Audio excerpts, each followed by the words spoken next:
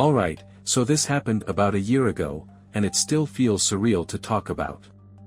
I was in a pretty rough spot back then, dead-end job, bills piling up, no real direction.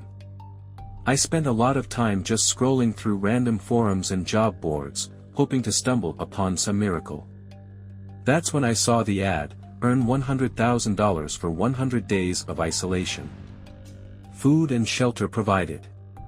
It sounded like one of those sketchy clickbait things, but I was curious. I clicked, and it led me to a legit-looking research site. They were studying the effects of long-term isolation on the human psyche, something about preparing for future space missions or extreme remote work scenarios. I don't remember all the science jargon, but the idea was simple: stay in a room alone for 100 days, follow basic rules, get paid $1,000 a day just for being alone. Hell yeah, I thought. I signed up, went through a couple of psychological evaluations, and a week later, I was chosen. They called me in for a final briefing at this clinical-looking facility outside the city. The walls were too white, the floors too clean, like a hospital, but colder. They assigned me a handler, Dr. Newman. She was probably in her mid-40s, sharp features, always wore these perfectly pressed blouses. She explained everything in a no-nonsense tone. You'll be in total isolation.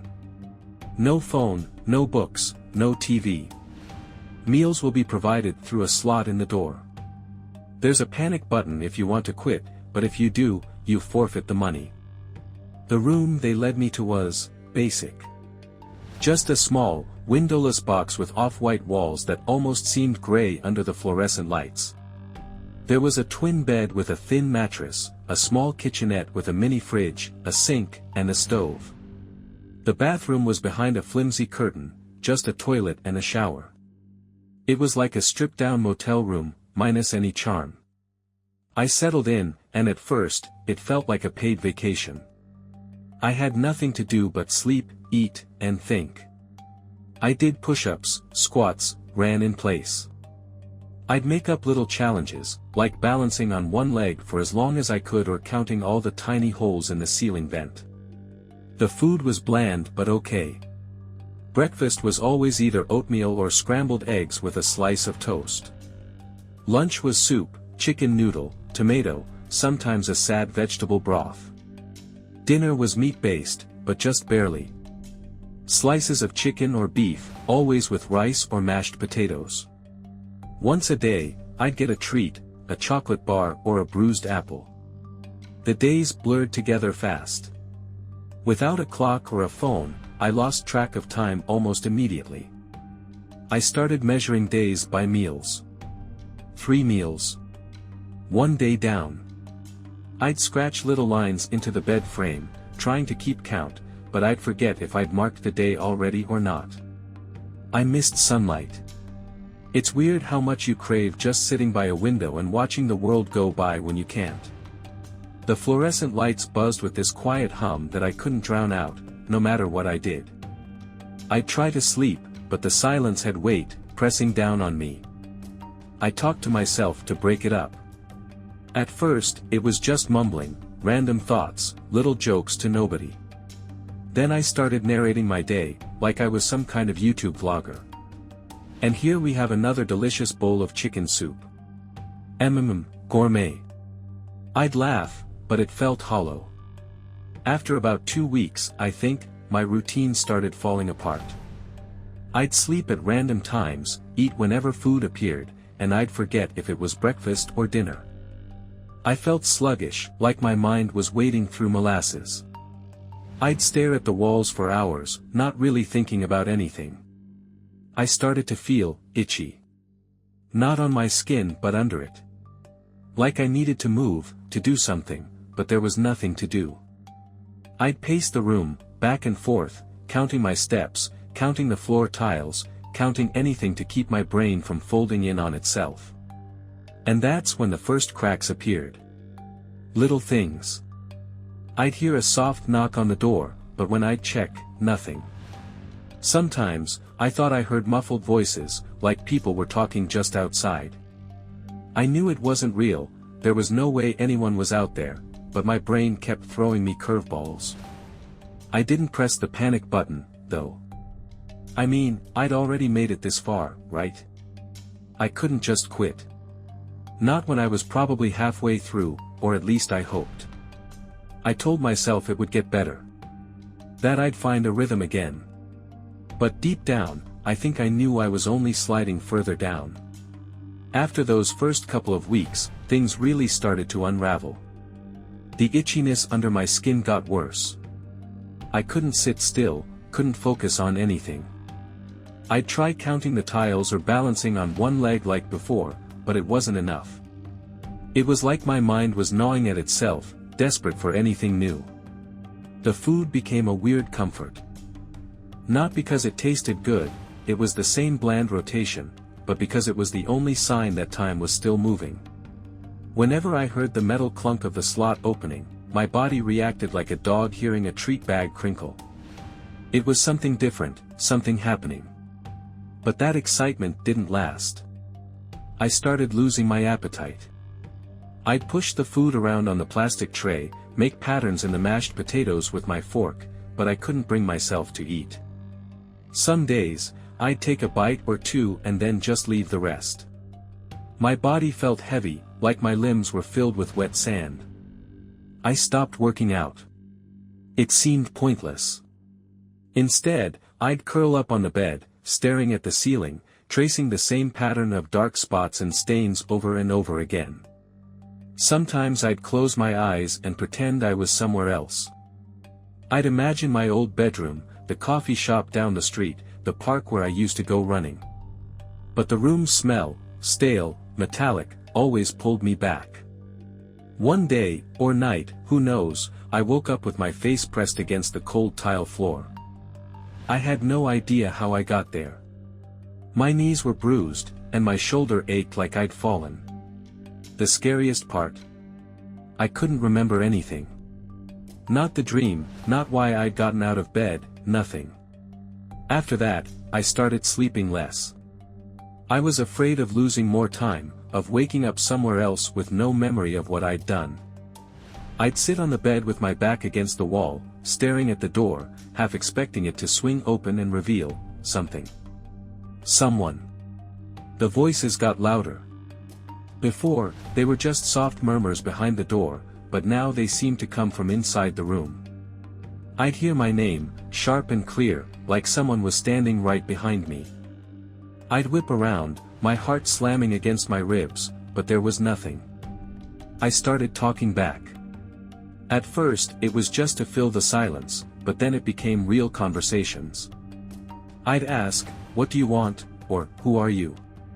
Sometimes, I thought I heard answers, but they were too quiet to make out. One night, I swear I heard laughter. Not friendly laughter, this was low, mocking. It felt like it came from the walls themselves. I crawled into the corner, pulling the scratchy blanket over my head, trying to block it out. But the more I tried to ignore it, the louder it seemed to get. Then came the shadows. I'd catch glimpses of movement out of the corner of my eye. Dark shapes slipping under the door or melting into the corners of the room. My rational mind told me it was just my eyes playing tricks, but it didn't stop the shivers crawling up my spine. I started seeing people. Well, not real people, I knew they weren't real, but they felt real enough. There was a woman with tangled blonde hair and a ratty blue dress. She'd sit at the edge of my bed, her back to me, never turning around. Sometimes I'd talk to her, and she'd nod, her hair rustling like dry leaves. There was also a guy, maybe in his 20s, always leaning against the kitchenette. He had dark circles under his eyes and a hoodie that looked 2 sizes too big. He never spoke, just stared at me with this flat, tired expression. I gave them names. The woman became Sarah, the guy Mike. I'd tell them about my day, ask them what they thought was for dinner. Sometimes I'd play little games with them, guessing what kind of soup I'd get or whether it'd be chicken or beef for dinner. It felt better not to be alone. Even if they weren't real, they gave me something to hold on to. I'd sit with Sarah and Mike for hours, just talking. Sometimes I'd laugh at something Mike said, or lean my head on Sarah's shoulder, even though I knew I was just pressing my face against cold, empty air. But then things took a darker turn. I started arguing with them. Sarah would tell me to stop eating, that the food was poisoned. Mike would whisper that the scientists were never going to let me out, that I'd die in this room. I'd scream at them, kick at the walls, punch the bed until my knuckles bled. My voice became hoarse, raw from yelling. The room felt smaller, like the walls were closing in. One day, I found myself standing in front of the panic button. My finger hovered over it, trembling. I could end this. I could get out. But that money, it was still the only thing keeping me going. I needed it. I couldn't quit now, not after everything. I backed away, sinking to the floor. I pulled my knees to my chest, rocking back and forth, whispering to myself that it would all be over soon. But deep down, I wasn't sure if soon meant the end of the experiment or something worse. After that day with the panic button, something in me snapped. I stopped caring. About the money, about the experiment, hell, even about myself. I let the food trays pile up, half-eaten meals congealing on the plastic. The room started to smell sour, a mix of stale food, sweat, and something I couldn't quite place. Like decay. I stopped showering. It felt pointless. I'd sit on the bathroom floor, knees to my chest, staring at the mildew creeping along the tile grout. Sometimes, I'd run the water just to hear a different sound. The rush of it, the way it echoed in the tiny room, it was almost comforting. Sarah and Mike became more real to me than my own reflection. My face in the mirror looked wrong, my skin pale and greasy, my eyes sunken and red. I couldn't look at myself for too long. Instead, I'd talk to Sarah as she sat on the bed, her blonde hair hanging limp over her face. Or I'd listen to Mike as he muttered under his breath, pacing along the kitchenette, his hoodie sleeves flopping over his hands. But they weren't my only companions anymore. New faces began to appear. There was Tommy, a kid maybe 10 or 11, with dirt-smudged cheeks and a striped shirt that looked like it belonged in an old photo. He'd sit cross-legged under the table, tracing shapes on the floor with his finger. When I asked him what he was drawing, he'd look up with these huge, dark eyes and just smile. Rachel showed up not long after. She was older, maybe in her 60s, with a neat gray bun and a floral dress that seemed out of place in the sterile room. She'd hung to herself, sitting by the sink, wiping an invisible cloth over an invisible stain. Sometimes, I'd join her, mimicking her movements, wiping at nothing. It gave me a sense of purpose, no matter how absurd. I wasn't scared of them. Not at first. They were better than the silence, better than being truly alone. I'd ask Rachel about her kids, listen as Tommy told me about adventures he'd had, or maybe I had, as a kid, I couldn't tell. Mike would still give me those long, dead stares, and Sarah would whisper to me when I lay down, her voice soft and raspy. But over time, they turned on me. Tommy started playing tricks. I'd put down a cup, and when I turned back, it'd be on the floor, water pooling around it. I'd find my food trays moved, blankets twisted into knots. When I confronted him, he'd giggle, a high-pitched sound that set my teeth on edge. Rachel became angry. Her humming turned sharp, her eyes narrowing as she scrubbed at the same spot on the sink. She'd mutter under her breath, her words biting, telling me I was dirty, that the room was filthy because of me. I'd scrub my skin raw in the shower, trying to wash away whatever filth she saw. Mike and Sarah grew more sinister, too. Mike started whispering about the scientists, how they were watching me, judging me. He'd tell me to do things, to refuse the food, to destroy the bed frame, to scream until my voice broke. Sarah would sit on my chest when I tried to sleep. I'd feel the weight of her, crushing my ribs, making it impossible to breathe. Her hair would brush against my face, her cold fingers trailing along my cheek. She'd tell me that it was all a trick, that they were never going to let me out. I started hurting myself. Not intentionally, at first. I'd bump into walls, trip over nothing. But then it became a release. I'd press my nails into my skin until I bled, bite the inside of my cheek until my mouth filled with the copper taste of blood. It was real. It was something. The room felt smaller every day. The walls seemed to curve inward, the ceiling dipping lower. I'd lie on the floor, pressing my cheek against the cold tiles, hoping the ground would open up and swallow me. The food stopped tasting like food. The eggs were rubbery, the soup like warm dishwater. The meat turned gray, the chocolate bars crumbled to dust in my mouth. I started to wonder if Mike was right, maybe it was poisoned. Maybe this was never about isolation. Maybe they were trying to see how long it would take to break me down, to make me into something else. I wanted out. God, I wanted out. But every time I thought about the panic button, my hand would freeze. The money. I couldn't give it up. It was my only anchor, the last thread tying me to the outside world. I started banging on the walls, hoping someone would hear me. I screamed until my throat was raw, my voice a hoarse rasp. I begged Rachel to help me, pleaded with Tommy to tell the scientists to let me go. But they just stared at me, their eyes empty, their faces blank. I'd wake up in strange places. Curled up in the shower, my clothes soaked. Lying under the table, Tommy's invisible drawings smeared in the dust around me. Once, I woke up standing, my hand pressed against the door, my nails dug into the metal, leaving tiny crescent-shaped dents.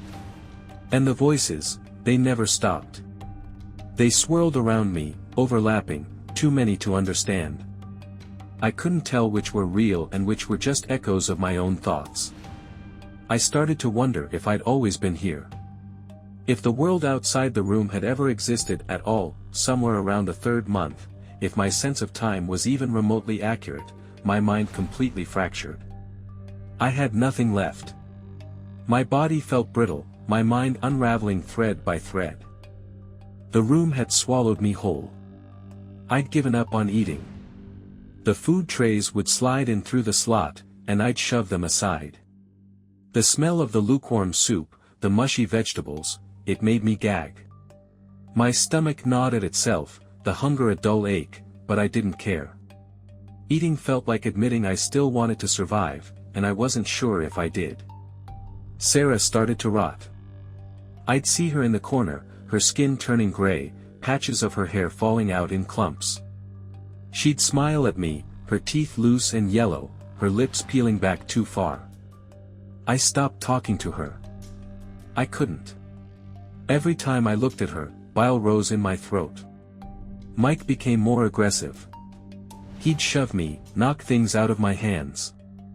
I'd stumble, fall, bruises blossoming on my skin. I knew it wasn't real, no one was touching me, but the pain felt real enough. I'd lay on the floor, gasping for breath, waiting for him to stop. Tommy was the worst. He'd crawl around under the bed, his fingers poking out, scratching at the floor. At night, I'd hear him breathing, soft and wet, just inches away from my face. I'd press my back against the wall, eyes wide open, afraid to blink. Rachel disappeared. One day, she was just gone. The spot by the sink where she used to sit was empty, a dark stain left behind on the floor.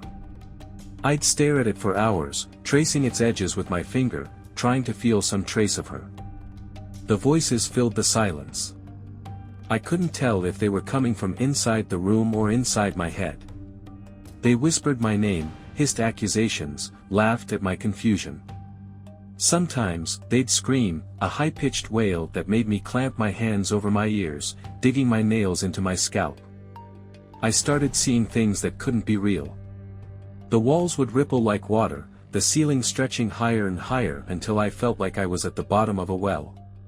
Shadows oozed from the corners, pooling around my feet, cold and sticky. One day, I found a spoon from one of the food trays. I don't remember hiding it, but there it was, under the bed, the metal dull and bent. I took it, gripping it so tight my knuckles turned white. I started scratching at the wall. At first, it was just a distraction, something to do, a way to feel like I was making a mark, leaving proof that I existed. But it became an obsession. I carved lines into the plaster, over and over, until my fingers were raw, my nails cracked and bloody. I wrote my name, Dylan, again and again. I needed to remember who I was. I needed to see it, to make it real. But over time, the letters became jagged, twisted. I'd look at them and not recognize them. The name felt foreign, like it belonged to someone else. I lost chunks of time. I'd blink, and hours would pass. Once, I woke up to find the walls covered in scratches, the floor littered with torn bits of my mattress. My hands were red, my fingertips shredded. The panic button became a ghost. Sometimes, I'd see it on the wall, glowing a dull red. I'd crawl toward it, my breath coming in ragged gasps, but when I reached out, it was gone. Just a blank, white wall. I started talking to the camera. I knew they were watching me, the scientists, the ones who'd put me here. I'd stare into the little black dot above the door, begging them to let me out.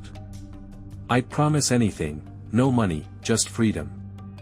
I'd sob, press my face against the cold metal of the door, my tears leaving smudges. But nothing changed. The food kept coming. The lights never dimmed. The door stayed shut. Eventually, I stopped talking. To the camera, to the voices, even to Sarah and Mike, or whatever they'd become. I sat in the corner, knees to my chest, rocking back and forth. My mind was a static buzz, white noise drowning out everything else. When the door finally opened, I didn't react. I thought it was another hallucination. I sat there, staring blankly as two people in white suits approached me. They spoke, their voices muffled through masks, but I couldn't understand. They lifted me, my body limp and light as a ragdoll. My skin tingled where they touched me, the sensation too much after so long without it. The light from the hallway burned my eyes, and I shut them tight, burying my face against the scratchy suit of the person carrying me.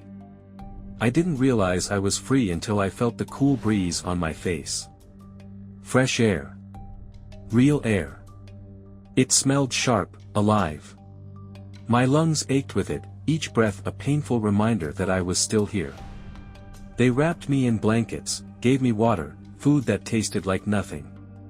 People talked around me, their voices soft, cautious. I was taken to a hospital, hooked up to machines, poked and prodded.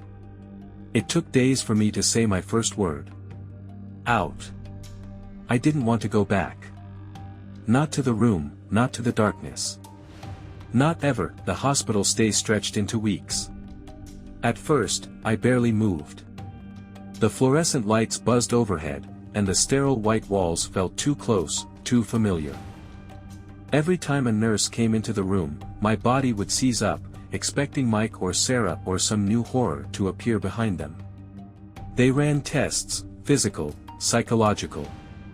I barely spoke. When I did, my voice came out as a rasp, like I'd forgotten how to use it. The doctors asked gentle questions, their pens scratching against their clipboards.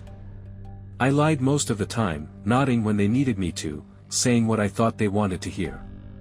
Truth was, I didn't know what was real anymore. The edges of the world felt soft, malleable. I'd close my eyes and see Tommy crouched under the hospital bed, his small fingers curling around the metal bars. I'd turn a corner and catch a glimpse of Rachel, her floral dress swaying as she hummed that endless, hollow tune. But they were just echoes now. Shadows. They didn't talk to me anymore, didn't touch me. I told the doctors that, and they seemed relieved. I wasn't. I missed the noise, the chaos. Silence was worse. They diagnosed me with acute sensory deprivation psychosis. Said my brain had turned inward, manufacturing stimuli to cope with the isolation. Apparently, it wasn't unheard of in extreme cases. Prisoners in solitary confinement, people lost in the wilderness, they'd seen similar things. That didn't make it any easier to understand. The $100,000 sat in a bank account. They showed me the transfer, a neat line of numbers on a screen, as if that would make up for everything. I couldn't even look at it. The money felt like blood money, a reward for selling pieces of my sanity. The research team reached out. They wanted to debrief, to understand what had happened in my head. I refused. My lawyer, yeah, I had to get one, handled it. Apparently, they had to compensate me for the psychological damage, cover my therapy, and offer a settlement to keep things quiet. I took it, mostly because I didn't want my name in the news. I didn't want anyone to know what I'd done. Therapy became my new routine. Twice a week, sitting in a warm, cluttered office with Dr. Patel, a middle-aged woman with kind eyes and a collection of fidget toys on her desk. She never pushed too hard, just let me talk when I was ready. At first, I told her about the isolation, the boredom. Then, slowly, I opened up about Sarah, Mike, Tommy, and Rachel. How real they had felt. How I'd needed them, even when they turned on me. She never judged, just listened, nodding at the right moments. She explained how the mind fills voids, how loneliness is a kind of hunger that gnaws at you, and if you starve long enough, you'll eat whatever scraps of reality you can find. It made sense, but it didn't change the fact that, sometimes, I'd still hear Tommy's giggle in the quiet of my apartment.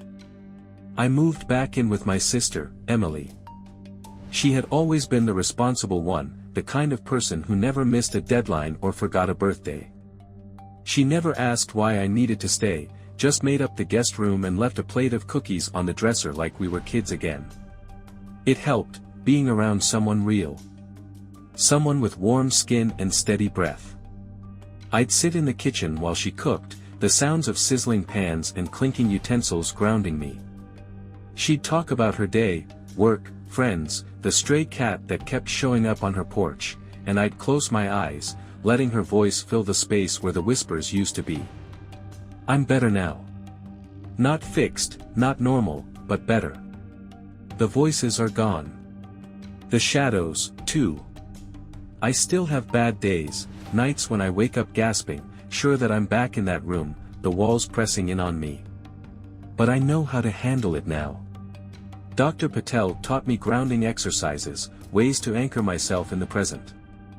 I count objects, focus on textures, run cold water over my hands. I never touched the $100,000. It's still sitting there, a reminder of what I put myself through. Sometimes I think about donating it, but I'm not there yet. It feels like giving away a scar, a part of myself that I'm still trying to understand. People ask me if it was worth it. If I'd do it again. No. Absolutely not. The isolation, the breakdown, the slow erosion of who I was, it wasn't worth any amount of money. I wouldn't wish it on my worst enemy. If you're ever offered an experiment like that, a challenge, a bet, whatever they want to call it, just walk away. No amount of cash is worth your mind. Trust me. I know.